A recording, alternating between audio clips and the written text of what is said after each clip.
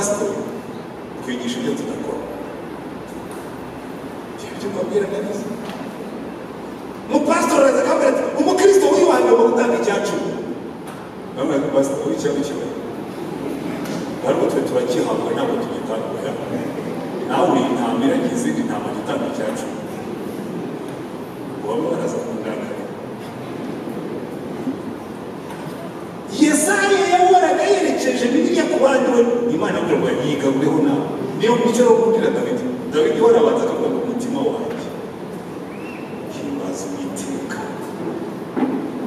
mwa bindimo byose mwe muhimbaza izina rye ryera umutima wanjye himbaza Uwiteka ntiwibagirwe ibyiza yakurikiye byose iki ngiki rero muri kino gihe kirakenewe cyane hari inyigisho igezweho muri ino minsi ndashaka kubikunda urubyiruko kuko mwarabizi muri ino minsi barabuze ngo urubyiruko ngo rufite agahinda kajya mu kagize gakabije cyangwa agasaza abantu b'urubyiruko ruri mu gahinda gakabije ariko buri muntu waba umuhanga mu kwivura agahinda gakabije muzasomeza buri nyinshi za Dawidi buriya kumenya kuvugana n'umutima wawe ubu hari siyanse nshya yaje yitwa emotional intelligence wize by'ubuyobozi n'ibintu ugomba kwiga na emotional intelligence kumenya gucunga amarangamutima yawe Dawidi yewe specialist wabyo kandi nuko yabayeho kera n'ibyo bitaraza ngo byandikire yari azi kuvugana n'umutima we muzarebe nazabwira 63 65 n'izindi rero kwibutira umutima wawe n'iki gitumye wiheba n'iki gitumye umpagararaho wibuka yuko Uwiteka ari mwiza arimo aribwiriza wowe burya ikintu kizatuma ibibazo bitaguherana ikintu kizatuma udacika intege mu buzima niyo ibintu byagenda nabi jya uvugana n'umutima wawe wibutse ibyo Imana yakoze haleluya kera muri 1994 hari akantu nari narahebye nanjye mu kujya umutima wawe ariko Imana ndabizi uzabikora n'ubudakora akajya kwita mu byo uririmba nyine bishaka byihorera nta Imana yakigurije ibibi nabyo ndabizi uzabikora ntabwo yari indirimbo kandi ako kantu gusa ariko nabwo mbwira umutima wanjye mu mutima wanjye tuza niba ndabizi bizarangira niba ndabizi zabikora niba ndabizi zabitunganya Dawidi yari azi kuvugana n'umutima we umutima we waba wihebye umutima akawibutsa Imana ye babwira mu mutima wanjye n'iki gitumye uhagarara muri gihe ariko byaba byagenze neza akicara yabona amaze gutunga ati rero umutima wanjye reka jye nawe haleluya reka jye nawe duhimbaza Uwiteka umutima wanjye namwe n'indimo byose sinzi n'ibyo wenda yabwira akamara n'ibihaha igifu byose ahubwo ati muramye Uwiteka njye mutekereza no kubwira igifata cy'igitabo turamo Imana ibindimo byose n'amaguru yose n'abantu byose bikajyamo ukabwira n'abantu uti mano namwe muzamuke turamo Uwiteka ibindimo byose muramye Uwiteka umutima wanjye ushima Uwiteka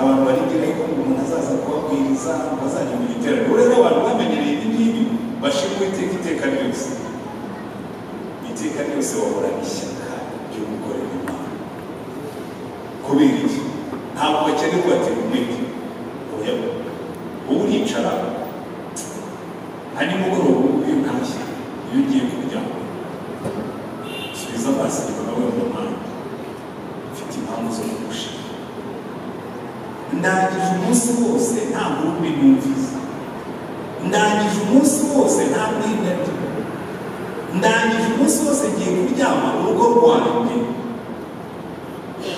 utibaza ngo ejo tuzarya iki mu gitondo erega ni igihe twebwe tuba twarabimenye tukumva ariko bigomba kubera ariko mbabwire iyo wabona ko uyu mutima wo gushima hari umunsi twaryamye turi mu mahoro tubyuka turi mu mahoro hari umunsi naryamye mfite umufuka w'ibishyimbo mfite umufuka w'umuceri mfite umufuka w'amakara mfite umufuka wavuze ifirimi bati turagiye imifuka yanjye tuyita muri sitade hari ibintu tuba twaranyuzemo bituma ukorera Imana ushima Imana kuko uzi yuko n'ibi nabyo ukabifata ifoto urangije kuko ariko byagombaga kugenda kuki si cyo gihe ariko byagenze twahungiye muri sitade rero hakumujya n'igihe simati nanjye mu gihe umuhanga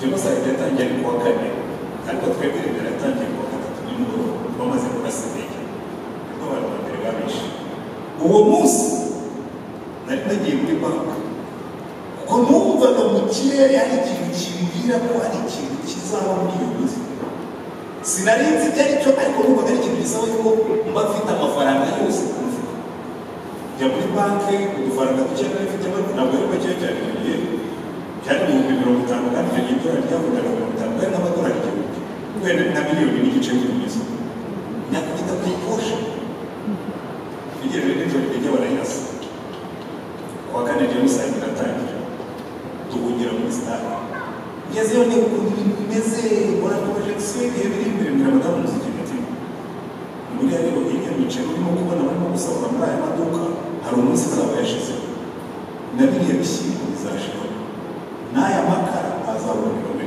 3 by'ibikemo umufuka w'ibirayi bawuteyeho umufuka w'umuceri bo bateyeho umufuka w'ibishyimbo bo bateyeho umufuka w'amakara yo guteka bo bateyeho ndavuga ngo ibi ngibi tuzabirya buhoro buhoro niba ngombwa tuzajya turya ikirayi kimwe ubundi turya akaro k'umuceri ariko turebe uko ducuma imizi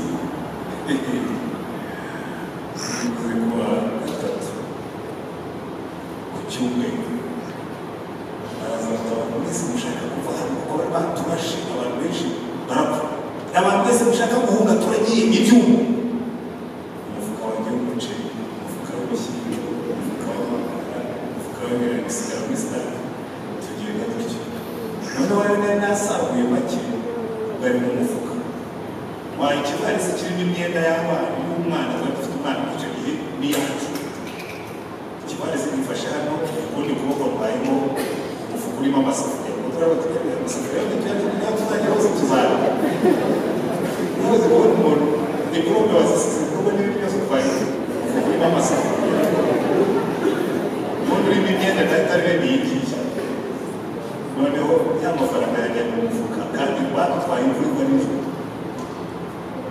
kuko imvura irimo kubwira ko bita ku ipantaro ikinjira mu mufuka nyine two twari twatuse twese kuko ya varisi gitwaye iremereye igenda yikuba ku mufuka niko irimo no gukuba za note iragenda izisya hanyuma imvura igateraho amazi ivarisi igasya igateraho amazi ivarisi igasya bagiye kugera i Kabuye ndisura cyane ndagomba gusura amafaranga yawe ku mutima uri maze gufuka n'umwana amafaranga ariko ariko n'ubu harimo akantu kameze nk'akabiye kakavuga akoze gazamuye amusanga n'utuntu tw'udupapuro nyine tuba yabashaye amafaranga yanjye banamuze amafaranga ati dore icyo yabaye twari mu mwijima ntabwo yareba gusa naramwe bikoraho yabaye akantu ntabwo akiri inote ni gure y'udupapuro nayafata ndakareba tugenda mu gihugu bari mani ubona rwose yewe ibintu ukirangiza agiye kubeshwaho no kwezi hanyuma twabayeho gukunda cyane nta buzima n'ikigushima. Dawidi aravuga ngo umutima wanjye shima Uwiteka. Reka noneho twinjire mu ngingo ya kabiri dushima Imana tuti, kuko buriya hari ikintu Dawidi yatwigishije hano muri iyi Zaburi. Arabanza agashimira Imana. Sinzi niba aravuga ngo uri iyo iriyo ikiri cyo, kuko uraterwe kubivuga ku buryo bibi by'Imana. Aravuga ngo hari impamvu zo gushima Imana. Muri yo murongo wa 6 aravuga ngo Uwiteka akora ibyo gukiranuka, aca imanza zitabera zirenganura abarenganwa, yamenyesheje Mose inzira ze, imirimo ye yayimenyesheje abana ba Isirayeli. Uwiteka ni umunyebambe n'umunyembabazi, atinda kurakara, afite kugira neza kwinshi, ntakomeza kurwana iteka, ntagumana umujinya iminsi yose. Urabona hano aravuga ngo hari impamvu tugomba gushima Imana, tukayishimira ko ari Imana gusa, tukayishimira kamere yayo, tukayishimira Uwiteka, Imana y'imbabazi, Imana y'urukundo, Imana y'inyampuhwe, Imana ituba hafi. Tukayishimira Imana niyo ntacyo yaba yagukoreye, ariko yabanjije kubyo yagukoreye. Nitugera mu ijuru nibwo buzima tuzabaho. Nimusoma ibyahishuwe, muri ibyahishuwe bifite ukuntu byanditse iteka ryose Imana irabanza ikereka Yohana ibibera ku isi, kandi byose biba bimeze nabi. Yarangiza kubwira kugera hejuru mbereke ko mu ijuru biba bimeze. Igihe ku isi barimo guhangayika, mu ijuru baba barimo kuramya. Mu gice cya 5 ngo ambwiza hejuru, mu gice cya 5 bamubwiye kugira hejuru igira ibindi kweruka, ngo abona ibyaremwe byose birimo kuramya Imana. Webwa ngo ni wowe ukwiriye icyubahiro n'amashimwe, kuko igituma turiho nuko wabishatse, kandi icyatumye turema kugira ngo tumuhimbaze. Ngo ibyaremwe byose. Igice cya 5 ngo noneho ngo abona abakuru 24 abumva ijwi ribaza ngo ninde uzatugena, ngo ninde wafata kiriya gitabo akakibumva, ngo habura n'umwe mu isi no mu ijuru no munsi y'isi. Yohana atangiye kurira, umareka aramubwira ngo umwe mu bakuru aramubwira ngo murabure twakubwira uko byagenze, twakwereka ko byagenze, ngo dore ngo intare y'umuryango wa Yuda waraje ngo abumbure igitabo. Haleluya.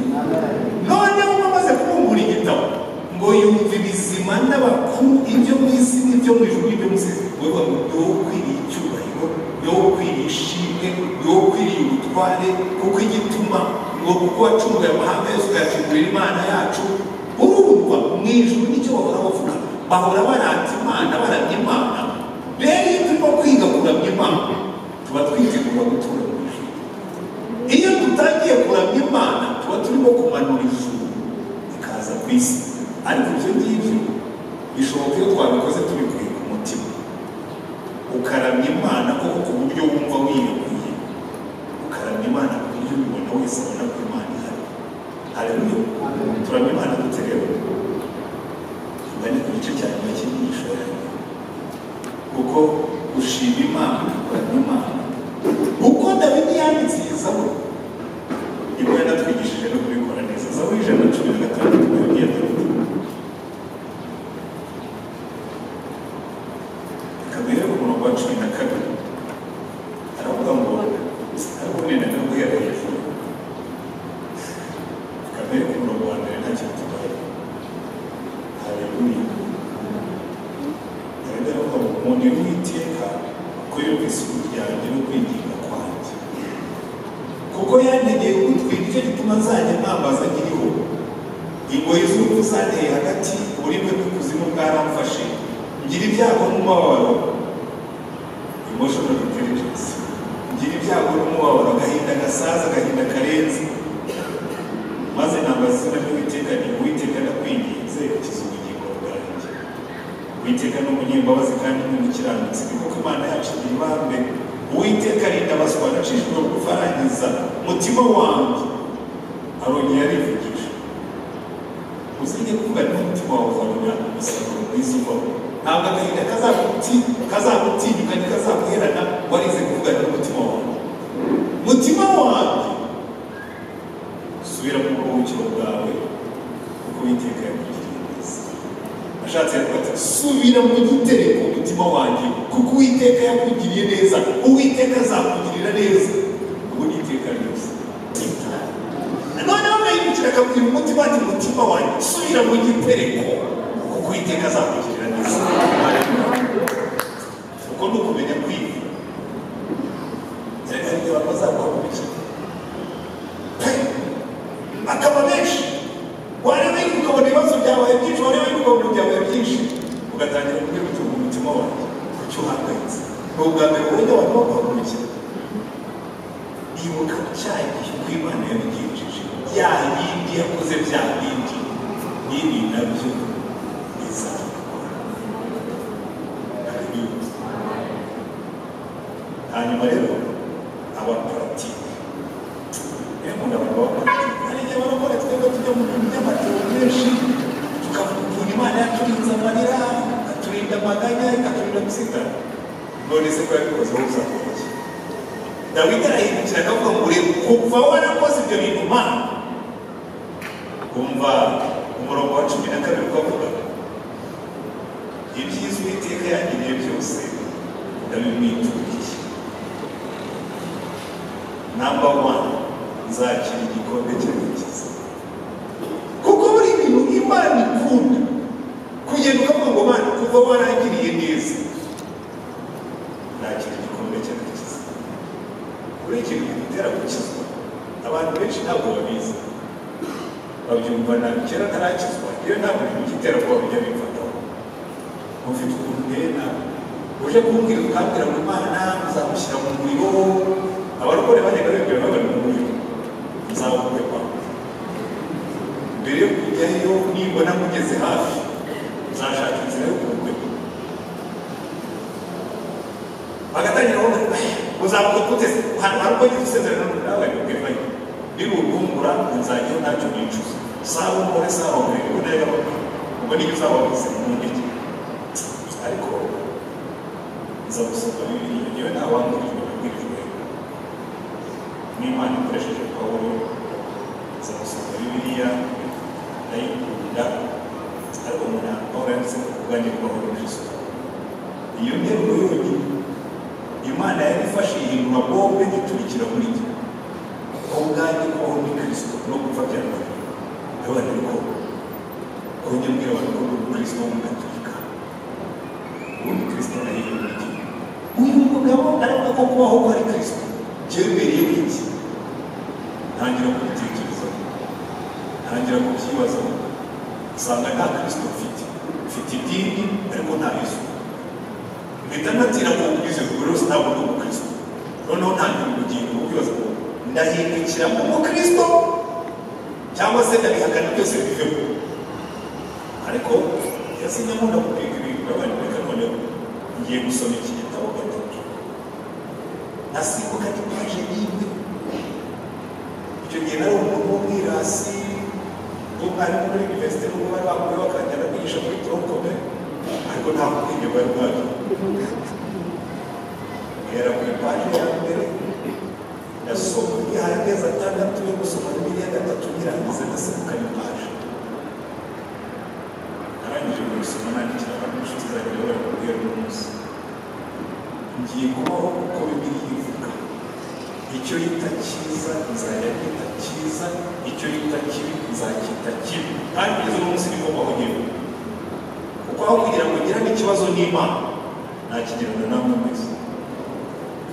Sibyo jewe n'Imana ngiye mu nzira no guca hariya, nimukambwira ngo inzira turaca hariya nzababwira ngo ugende wenyine, ndagenda njyenyine. Nimuza kugira iyo mwantera amabuye napfa ndimo kujya ku Mana yabwira, kuko aho kugira ngo ngirane ikibazo n'Imana nakigirana n'abantu.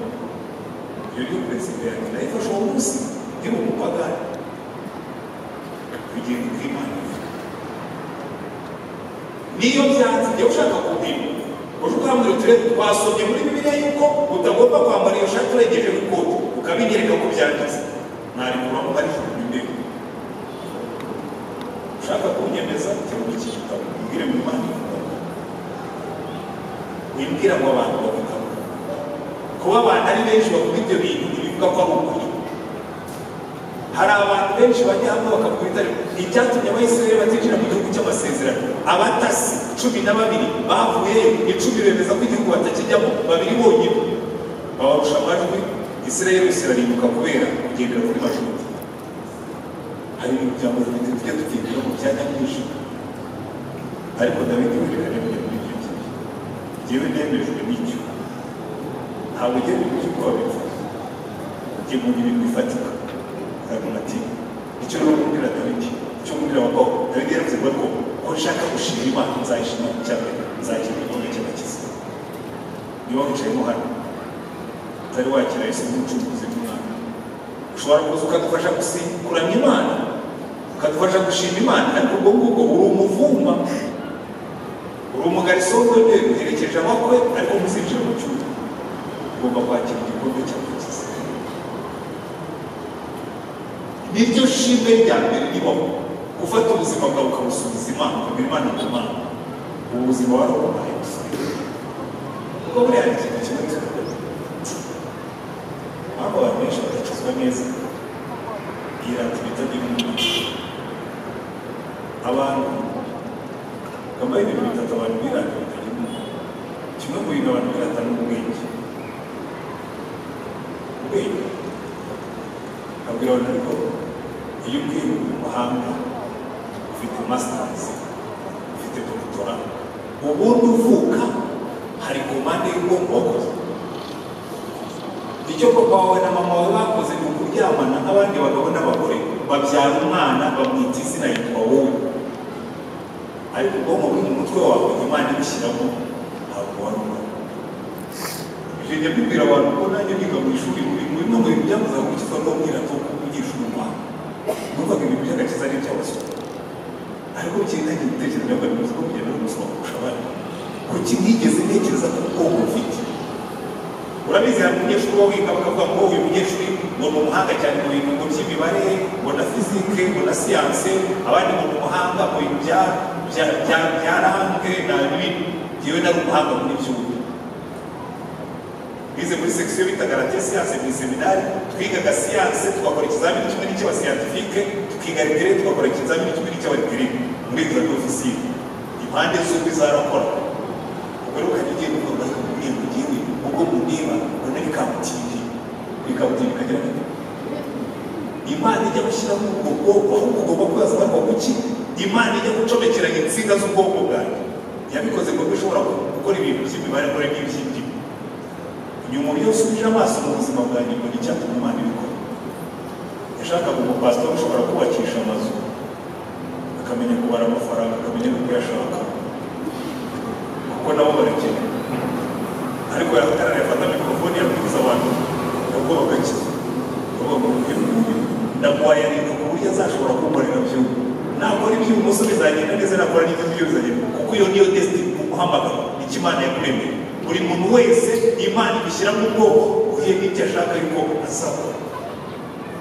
Turi abantu Imana yaremye, ituremeye imirimo myiza yiteguriye kera ngo tuyigenderemo muri Kristo Yesu. Ikurikije imirimo myiza ishaka kuzakora, izaguha ubwonko bujyanye n'iyo mirimo, izaguha amateka ajyanye n'iyo mirimo, ikunyuza ahantu ku buryo nusubira inyuma uzasanga ibintu byose by'ubuzima bwawe byaraguteguriraga kuba uwo nguwo uba uriwe, byaraguteguriraga kuzakora iyo mirimo Imana yiteguriye kera. Ibyo ndabizi rwose nabahinyaranyije bategereje mbere ku munsi muzamugana mu bigishe umuhamagaro wacu kwemeza gahunda. So nzakira agakiza, nzakira igikombe cy'agakiza. Ikindi kijya kibuza abantu gukizwa ni ubutunzi Imana iba yarabahawe, ariko buriya muri bwa buryo bw'ijuru, kuko tuburongeshwa n'umugisha w'Imana. Ariko ndabwira bari ngo ngewe ngo mfite umuntu ngo nzi guplanira ngo gasenga ngo Imana yaruraje abandi bose se ko babikora bagacuruza bakagomba kugira ngo yanjye ni umugisha w'Imana. Ariko Imana ni umugisha w'ubutunzi, ujye umenya ngo ubutunzi yaguhaye si ubwawe, ni indagizo iguhaye kugira ngo bigutere kwishima, binagutere no kuyikorera. Icya gatatu kijya kibuza abantu gukizwa mu bwiza. Njya mbona abakobwa ariko bari n'abahungu n'ibintu barigize ngo ni ba misita abakobwa bamurutse kukiza kugera mu by'abantu badafite appearance. Hari abakobwa banga gukiza ngo ni beza n'ubwo kumva bamwe nyine bakutera uretse ko abakobwa bagerageza ko bakobwa bagiye abakobwa bagerageza kuba misi kuri campus. Abantu bakabiri y'amashami y'abana igiti kimwe y'abana none bari kugaragaza noneho njya kumureba w'irusha umunyamakuru aramba rero nanjye kugarura mbere pastor arwaye kureba mu minsi ati kuri hano nanjye gushyigikira kuko bari kuri campus ati ubwoba we n'uyu yabaye iminsi kubera ubona ko usobanura kandi abisi ubona ko utabonye buriya icyo urafata bagikwiye kuri nyina ntabwo ubuse uba umeze nk'umukobwa wawe yabaye iminsi kabona ntacyo numvise ati kubera iki muri se amuhari narigize icya mbere uburanga bwe ajya kuvuka nta foto nohereje mu ijuru mbwira Imana ko maze uzaba umukobwa umeze gucyuhishya cyangwa kwenda n'igihe yasabiwe simbizi nabonye gusa ndari ariko kagiye uri mwiza none se hari komande wanyu wakoze cyangwa niwe wayikoze ibintu byose dufite Imana yabiduhaye kugira ngo twiheshe icyubahiro. Haleluya. N'ubusore bwawe n'uburanga bwawe n'ubutunzi bwawe n'ubwenge bwawe byose nibyo Imana yaguhaye. Haleluya. Zakira igikombe cy'agakiza azitura Imana irize yamukoreye namba z'izina ry'Uwiteka kuba umuntu udatinya gusenga Imana abantu bakabimenya. Muri kino gihe dufite abantu benshi badashaka kugaragara nk'abasenga, bashaka kuba neutral, bashaka kugenda batagaragara mbese nk'abasazi. Ariko Salomo Imana kuko nayo yasaze ku bwaho, ariko kubona Imana idukunda igatanga umwana wayo akajya ku musaraba akambara ubusa ku bwacu, ukaba utanatinyuka kuyisenga kugaragara ngo abantu batazafata umusazi. Imana yamukunze urukundo ruri extravagant, urukundo rw'ibisazi. Natwe tugomba kuyitura muri ubu buryo tukajya twamaze Uwiteka. Icya gatatu Dawidi yavuze aravuga ngo nzahimba Uwiteka umuhigo wanjye. Dushimisha Imana ubutunzi bwacu. Imihigo yose bakoraga bayikoraga iteka ryose ku buryo buri matiko. Nzahimba Uwiteka umuhigo wanjye. Hari abantu rero buriya ibintu byo gushimisha Imana ubutunzi bwacu ari twebwe abapasitori dutinya kubyigisha. Ibintu byigisha abapasitori kuki mutinya kubwira abakristo ngo bahishe Imana ubutunzi bahaye mubitinya iki? Siko ngombwa kubimisha imigisha. Imana yaravuze ngo umuntu nanjye wahishe ubutunzi bwe nzamugororera imikubiro y'ijuru. Njyewe sinjya ntinya kubyigisha kuko nanjye ndabikora. Buriya abantu banditse ibintu nkunda cyane ni hejuru ya 15 aravuga ngo ntabwo kunzi mwiza yarangunze namuzi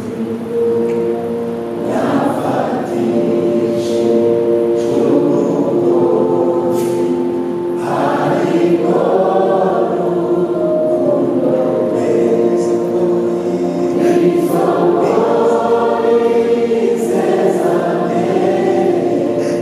kuri mata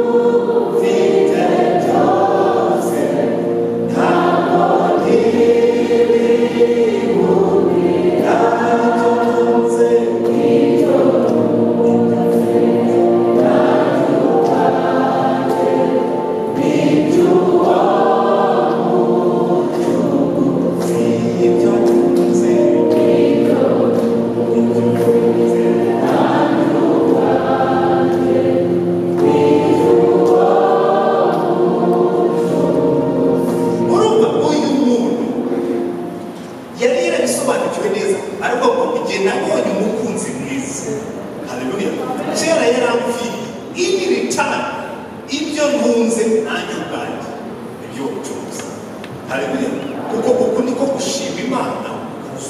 Dawidi aravuga Uwiteka ibyiza wangiriye byose nzabikwitura iki, ariko nzagira igikombe cy'agakiza nzahimbaza izina ry'Uwiteka tuwa, nzahigura Uwiteka umuhigo wanjye. Mu yandi magambo nzubahisha Uwiteka ubutunzi bwawe.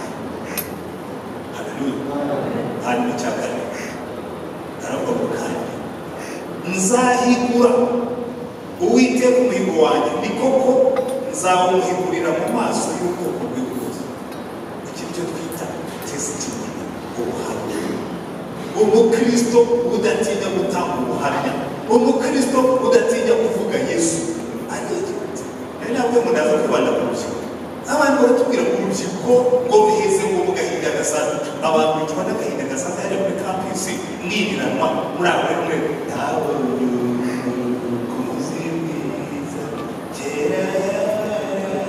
yaramupfiriye wenyine. Abantu barimo bararimbuka, yarakubwiye ngo genda ubabwire, genda ubabwire ko hari ibyiringiro, genda ubabwire ko nabapfiriye, genda ubanzanire, genda ubanshakire. Ubu icyo muragenda gusa. Ariko Dawidi aravuga ngo jyewe uyu muhigo sinzawuhigura mu rwego, nzawuhigura imbere y'abantu, kuko burya ubuhamya bwacu nibwo bufata kuba. Rero twe abantu twize teoloji tugira ibyaha. Rero teoloji hari ikintu yica. Teoloji itubuza kuba twuzuye. Umuntu akaza akabwira teori nziza ati ijambo rero mu gihe byavugaga gutya byajya mu kigira iki bikavuga gutya, mu cyarame byavugaga gutya, bagafata agashoka ijambo bakaryasa. Ati ijambo ngo mureba rigizwe n'amagambo abiri, ati uruhande rumwe ni makoro, ati n'itumiya, ati ibyo makoro tumiya uri murasa amagambo buryo. Nzahigura Uwiteka umuhigo wanjye. Ikintu kijya kitwica abateoloji tubazibikira Imana ikoze hamwe, babwira ibyo nakoze, babwira ibyo nagukoreye bihuze n'ubuzima. Abantu bumve ko Imana yacu atari Imana y'amatori. Imana yacu ni Imana y'ubuzima, Imana yacu ni Imana y'ibikorwa, Imana yacu ni Imana iduhindurira ubuzima, Imana yacu ni Imana iduha ibyiringiro, Imana yacu ni Imana Dawidi akavuga ngo nzatambuka. Urebe icyo cyacanze Mikali, ariwe urifata umwami wa Isirayeli ukibeyura. Kavuga ati we ntabwo ubizi, yibeyuraga nyine imvuga y'Imana yamuye inyuma y'intama ikangira umwana.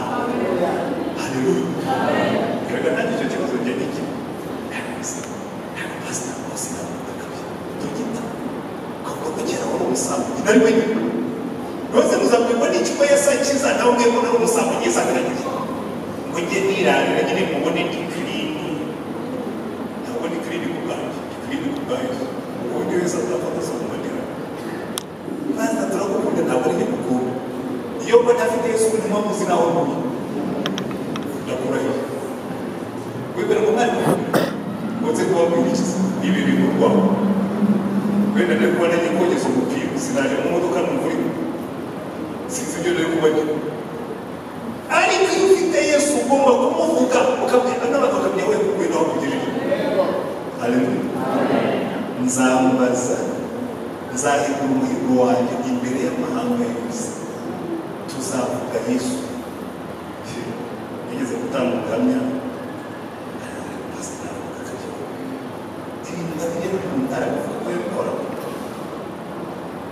navuze ibintu banukiye sinzi impamvu numvaga ari ibintu bihabwa. Navuze ko kera n'agakoto muratinyuka imbere y'umugore nawe ndabivuga kugira ngo n'abakibanga babiveho. Ese iki gihugu turimo tuributuge twibuka Jenoside yakorewe Abatutsi. Iyi minsi yose kubona ahantu hose turimo kugenda abantu barimo kwibuka, none mugatinya kubwira abantu ngo bave mu nzara. Ibyo rero ngo byagira biti njyewe nivugira ibyanyu bivuze ko namwe gakoto. Hari uwaza kumbwira ngo nazanye amacakubiri, ndavuga ibyo navuyeho, ndavuga aho Yesu akura. Ariko icyo gihe kubwira cyangwa pasitori rwose w'umwegisitirimisite w'intagorwa ntabwo ni intagorwa. Ndi umuntu Yesu yagiriye umuntu ankura mu nzangano, ankura mu busambanyi, ankura mu nzoga, agira umukozi. Icyo gihe ndavuga nzajya tuvuga abandi babyumve kandi banezerwe. Tugomba kugira umukristo ufite ubuhamya hanyuma cyane Imana izakuvugisha kubera wagezeyo. Aravuga ngo umurongo wa 16, Uwiteka ni ukuri ni umugaragu wawe, ndi umugaragu wawe, umwana w'umuja wawe wambohoye ingoyi, nzagutambira igitambo cy'ishimwe nambaza izina ry'Uwiteka, nzayiha Uwiteka umuhigo wanjye, ni kuko nzawuhigura amaso y'ubwoko bwe bwose mu bikari by'inzu y'Uwiteka hagati muri wowe Yerusalemu.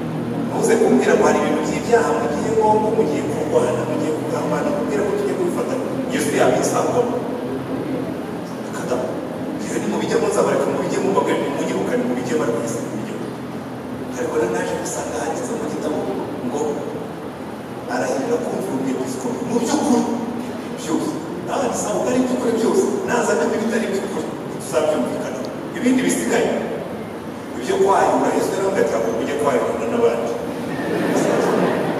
kandi urabona koraga ubuzima bwari bumaze kuryoha mfite kurato ebyiri zikuranye umushahara amaze kurenga miliyoni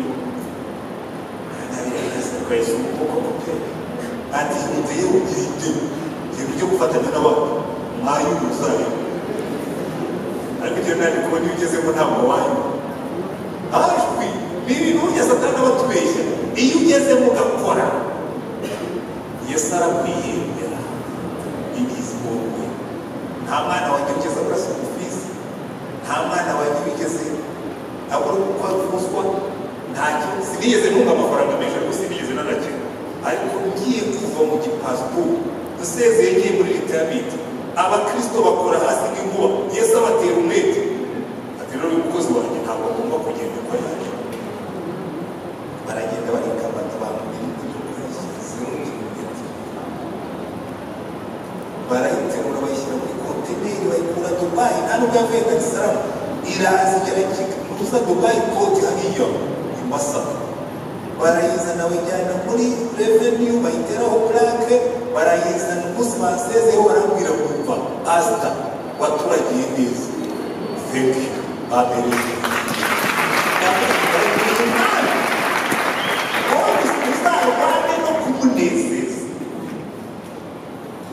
hanyuma nubwo n'ibintu byanze bikize Yesu ngo uhemba bagukorera neza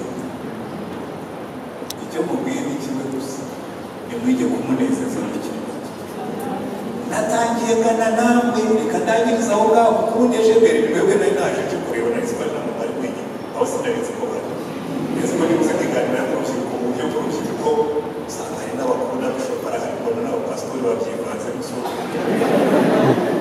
reka babwire yewe nta kintu kiza nko mukiza ungana buryo ariko ukagira ishyaka ry'Imana hariya kuri kampisi aho muri uru rubyiruko muhura narwo muri vakazi rurimo rurarimbuka jewe Imana gukizwa nakizwa mfite imyaka 25 nari on fire buri muntu wese wanyegeraga yagombaga kumenya ko Yesu akiza kuko Dawidi yavuze ngo nzatanga ubuhamya nta nubwo natangaga amateori nabwiraga niko jewe ndi Rutayisire twari siko najyaga gufata taxi abirurindaho nigishaga akajya mu Ruhengeri nta kindi kijyanye uretse kubwira abantu ko Yesu akiza bicara muri taxi bicara ko nageraho ukareba umuntu yicaye iruhande abanza agasenga ngo arebe Mana uyu muntu ngiye kumugomba reka agakiza ka Yesu bicara abanza agasenga nabo se kumwe mu biro turaho nawe ngene kwa Rutayisire twari n'umwana w'urimbi ariko Yesu yangiriye neza nari umunyabyaha n'umuntu arakije w'ibiti yaba ari umurokoro ikiganiro kikaba kiratangira yaba ari umupagani bakazi kwasarazamuka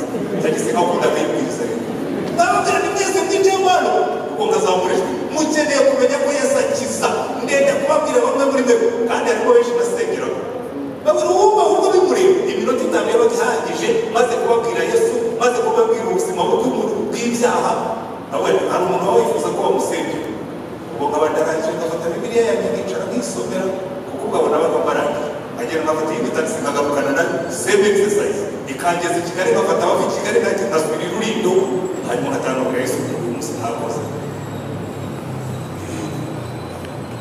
turashaka kubona mubwira bariya bantu niba mwaramize Yesu nimuhumure Yesu iyo umuntu yari igitungu iyo akwicaye iruhande ushobora kuyoberwa yuko yari igitungu ndabarahiye utakiriye iyo wari igitunguru ntabwo umenye ko nawe yakiriye niyo mpamvu abarokore babiri bicaranye by'agakiza ariko iyo wicaranye n'umuntu utariye igitunguru wowe utakiriye we yakiriye igitunguru kirakubangamira niba ukunda ibitunguru ugenda byanga iyo ukunda ibitunguru kirakuhumurira iyo utabikunda nanjye birakubangamira ariko icyo nenda kukubwira umuntu wariye igitunguru cyangwa wariye tungurusu ntashobora kubihisha umuntu wamize Yesu ntashobora kwica ko yamize Yesu ntibikunda umuntu akwicara iruhande rw'ubutuye umuntu agomba kumenya ko Yesu akiza byagenze bite ngo muri ino minsi tube tutakivuga Yesu igihe kirageze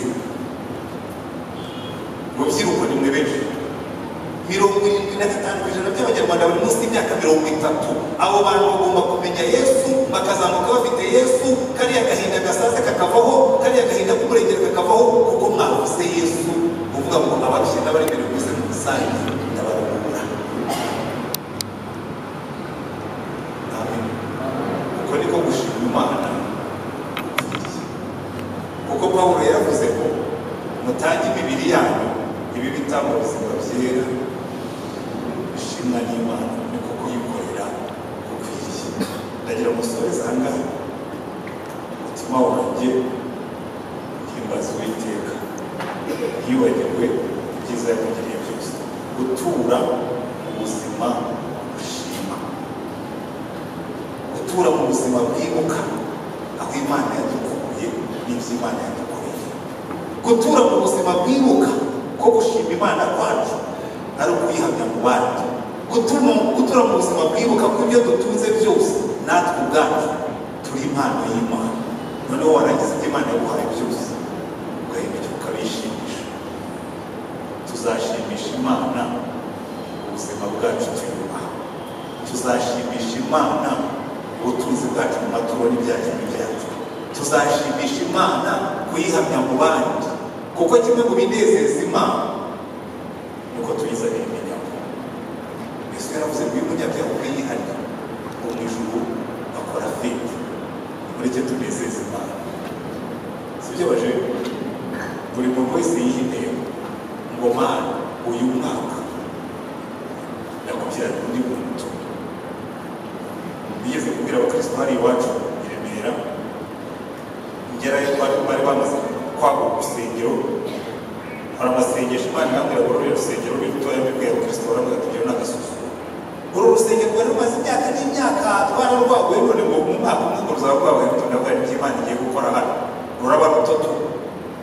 Umwaka ukurikiyeho ndababwira nti dufite intego nk'iya mufite hari intego twari dufite yavugaga ngo uzanira Yesu undi muntu umwe. Ihinduka inyigisho yacu y'umwaka wose 2013 2014 abakristo basengaga bahagaze mu madirishya kubaka urusengero rushya, ariko nabwo nabonye rwatangiye kuza kandi kwicaza mu bintu. Iyo abakristo batangiye gukora urukundo, iyo abakristo batangiye gushimisha Imana bayibyarira abandi bana, iyo abakristo batangiye gushimisha Imana bayiboresha ubutunzi bwabo, Imana nayo iranezerwa ikabona kugatura hagati muri twebwe. Ni mu manura icyubahiro cy'Uwiteka, Imana iziture muri twe. Imana ibahe umugisha.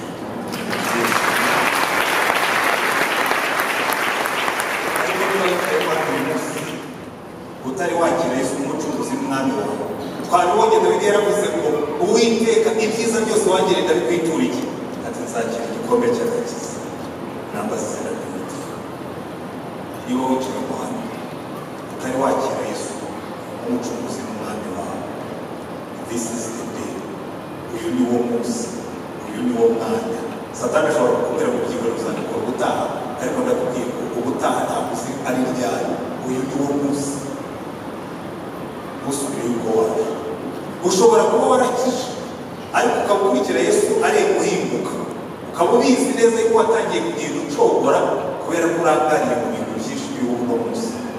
Uyu ni wo munsi wo kongera ukibuka urukundo rwa mbere, ukagaruka mu mwete wo gushima Imana no kuyimbarisha ubuzima bw'Imana. Ushobora no kuba wumvise uri muri ba bandi aho ibintu by'Imana ari byo kuturushya, ari byo kutugora, ariko ukaba wafashe icyemezo cyo kujya uyubahisha mu buzima bwawe. Umutima kubera impamvu imwe cyangwa indi, uzamura ikiganza ukuri ubwira Imana ngo Mwami Yesu yumvise ijwi ryawe kandi nditabye. Dusenge Imana kandi basubize mikorofone, gahunda zikomeze. Wumvise umwuka w'Imana avugana nawe, ndagukunze cyane. Abantu bazamura ibiganza utabahase, hari abantu baza ngo banze batera ubwoba bakanguye. Ese njya mpangana njyewe nshaka umuntu ushaka gusanga Yesu abigambiriye kandi abikuye ku mutima. Zamura ikiganza cyawe dushime Imana. Turagushimye Mana yacu, urebe ibiganza bizamutse imbere yawe kuri uyu mugoroba. Abantu bafite icyemezo, sinzi icyo ari cyo, sinzi icyo bakoze ku mutima, sinzi icyo babwiye, ariko hari icyo bagiye gukora gishya kugira ngo bakunezeze, banezeze umutima wawe. Uwari uri kure yawe ukaba urimo kumukura aho yari yarasimiriye, ukaba urimo kumukura mu byari bimurangaje byamubuzaga kugukorera, wari waracogoye mu nzira yawe, wagukorera agakurura amaguru. Uyu mugoroba mu izina rya Mwami wacu Yesu Kristo wongere umwongereremo imbaraga. Waravuze ngo umwuka wera naza tuzahabwa imbaraga ngo tube abagabo bo kuguhamya. Ambika iteranira imbaraga cy'abantu.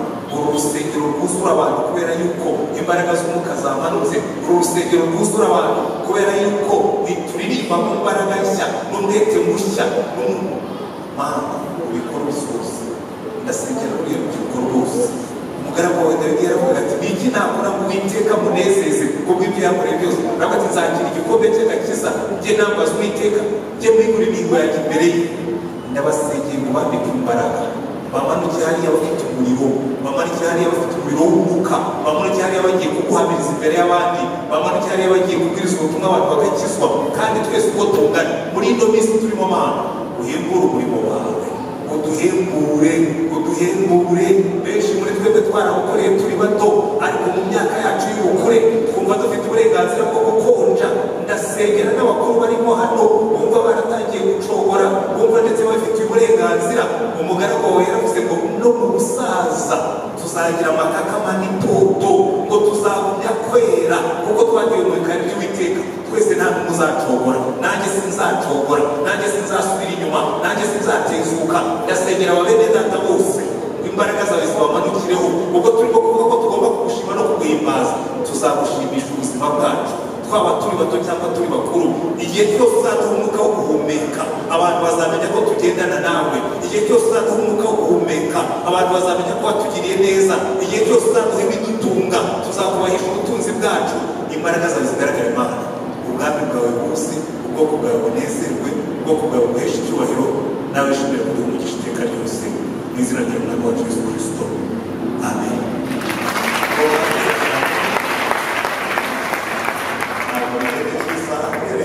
Mujye mwitondera abantu bafite imvi. Nujya kumuha mikorofone ujye umubwira n'iminota wamuhaye. Ndebye ku isaha nsanga maze isaha irenga ndimo kuvuga. Rero buri ikintu mutazi abantu b'abasaza uko agenda yongera niko indirisha yiyongera, aho kugira ngo ugabanuke ahubwo agenda yumva urimo kwiyongera. Buriya byari bitangiye kuba byinshi. Mwari kubona nongeyeho idusemo reka ndekere aho ngaho. Imana ibahe umugisha. Kuko Bishopu mwarakoze n'abapasiteri mukorana aho muri Ejeberi namwe hano wenda cyabafite abantu bo kuri za kampisi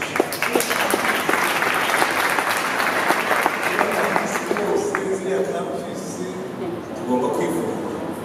Ndimo ndabwira n'abandi natwe twabaye muri za universite aho muriye naho ndabwira n'abashaka turimo turabona abanyabwenge, turimo turava ku Mana. Nimureke twambaye ziriya kampisi tuzibyare umusaruro. Ntimuzabwire ngo twebwe tuzajya gushaka aba metodiste, ntabwo ari Imana yabatumye buri munyabyaha wese umuca iruhande, kandi muravuge benshi.